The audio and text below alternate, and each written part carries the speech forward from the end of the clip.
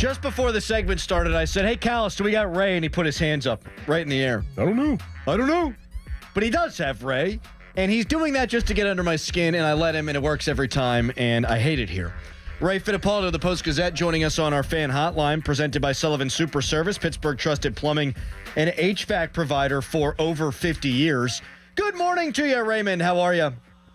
Good morning, guys. I'm doing good. Ray, what is your takeaway from Cam Heyward speaking yesterday? Cam Heyward showing up yesterday. Your read on the situation. What do you think happens here?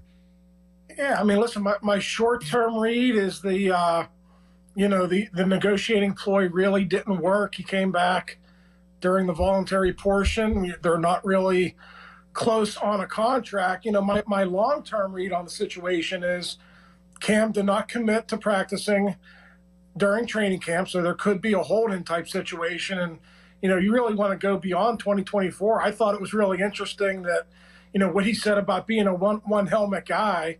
He wants to be one of those guys, but he's not going to retire just to be one of those guys. He wants to play 3 more years. So it was kind of I think a message to the front office that I'm going to keep playing. I want to play for the Steelers, but you're going to have to pay me.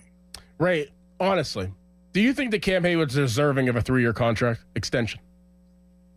It depends what it would look like, Doran. I've been on record saying that I wouldn't give him like a lot in new guarantees, right? I would be willing, at his age, he would be playing the 2025 season at age 36. If you want to put a bunch of incentives in there and you want to pay him like a, $4 or $5 million in base salary, maybe he can get up to $10 million if he does really well. That, I could see them doing that just because their depth on the defensive line and the way they've drafted hasn't been very good. So that, there'd be, a little bit of a small risk if you would do that if you're the Steelers, but I would not give him top 5 money at his position. I would not give him $16 million in salary again. I'll tell you that. I'm going to read this so that our friend Ray Fittipaldo can clear his throat. There you go. Fan Hotline presented by Sullivan Super Service, providing trusted plumbing and HVAC service for over 50 years. PFF says Cam's top 5 at his position. Cam thinks he's at top 5 in his position. Does Ray Fittipaldo agree with that? Listen, if Cam is healthy, then yes, I still think that he can play at that level. But guys, I mean, we're talking about really a double whammy against Cam and his reps when you go into this negotiation. Number one, I just mentioned it. It's his age. He's 35, just turned 35 last month. On top of that, he's coming off 2 groin surgeries. One early in the season to fix the issue. The second, the way Cam described it is yesterday is kind of precautionary and, tightening down the other side. So anytime you need 2 surgeries at his age to get ready for a new season, I think there's obviously a little bit of concern there. But Cam says he's good, but no, I don't think that he is worthy of being paid a top 5 at his position. Ray, the 49ers draft a receiver in the first round. They give a new contract to Juwan Jennings. They just extended Christian McCaffrey. They're paying everybody but Brandon Ayuk, and he hasn't shown up to OTAs. Is it fair to say that Brandon Ayuk will be on the trade block? He's like for sure a tradable asset at this point. Yeah, I think it's trending in that direction. John Lynch kind of squashed that maybe a month or so ago around draft time, but now things seem to be coming to a head again. So I think that opportunity will be there for the Steelers, which you have to consider now if you're Omar Khan and Andy Weidel and Mike Tomlin, given the Justin Jefferson contract. And I know that's been reported to being, the richest non-QB quarterback in league history. But let's just take it for the guarantees. $110 million in guarantees over 4 years. That's like $27.5 million. Let's say IU comes in at $24-25 million a year.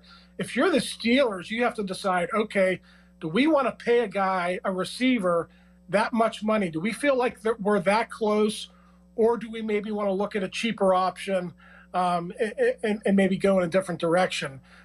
This receivers market, again, I don't think Ayuk is going to make Jefferson money, but there is that ripple effect with all receivers after a contract like that is signed. And I think the Steelers are going to have to deal with that whenever they get into these trade talks. No question about that. And so putting money to the side just for a second, do you think the Steelers are more interested in bringing in a number 1 guy or a number 2 guy and having George Pickens be the number 1?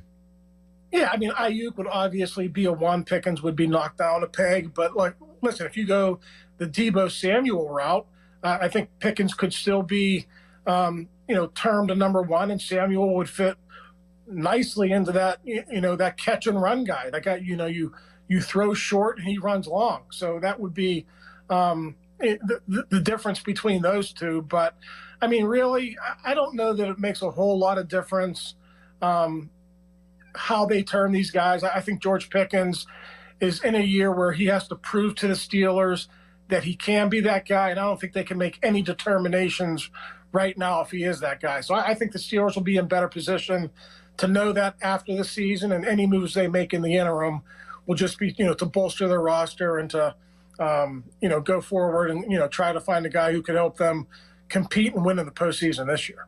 Najee Harris and Jalen Warren, are they the best tandem at running back in the NFL? Yeah, I mean, I'd have to go back and look at every single roster, Doran, but there's no doubt that they're up there. I wrote about this like a week ago.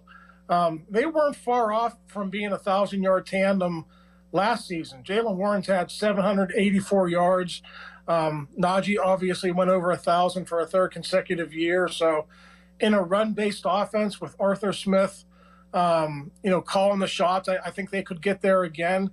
And, unless you have Patrick Mahomes or Joe Burrow or Josh Allen, you look around, look at the way the Detroit Lions won last year. I know Jared Goff had a really good year, but they had 2 backs who almost hit 1,000 yards. So it's kind of coming back into vogue that you can win with the run game, have a good defense, and a quarterback who can just sort of sit back and orchestrate things and not make mistakes. So I certainly think there's a formula there for the Steelers to win on offense, and I think obviously Warren and Harris would be a huge part of that, especially given the state of the receivers room as it is right now with George Pickens and not a whole lot behind him.